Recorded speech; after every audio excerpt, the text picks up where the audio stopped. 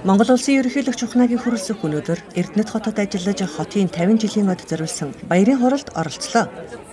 Монгол улсын баатар Эрдэнэт үйлдвэр эрдэнэчүүд хагас 100 жилийн хугацаанд улс орныхоо нийгэм эдийн засгийн ачааны хүндийг үүрэлцэж, цар тахлын үед ч ард түмнийхээ өмнө хүлээсэн үүргээ нэр төртөө биелүүлж, цаг ямагт амжилтаа батлан ахиулж ирснийг баярын энэ өдрөд тэмдэглэн хэлэхэд таатай байна.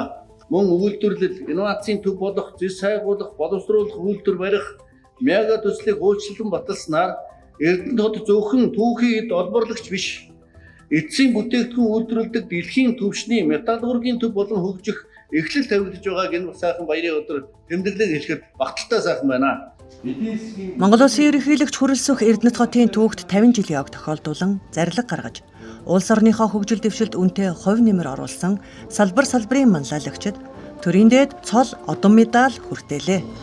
Хөрөнгө оруулалттай холбоотойгоор бол олон төвчлөлт ажлуудыг хийсэн. Эсчиондагийн хүний тоог одоо 6500 хүний судалтайгаар мөн одоо ФИФА-гийн зөвшөөрөгдсөн стандарт хөлбөмбөгийн талбайтай гүйлтийн талбайтай юм эсчионыг одоо бий болгоод үүдэг хүлээ аваад ашиглалтанд оруулж байна. За энэ маань болохоор одоо гүйцэтгэл нэг 90 орчим хүнтэй явжээд баяр наадмын дараа үргэлжлүүлээд одоо урсгал зардлаар засвар ажил дуусгах юм бол манай эсчионд бол олон улсын тэмцээн уралдаан явах бүрэн боломжтой болоод гэх мэтчтэн олон бүтээн байгуулалтыг бид хийж байгаа.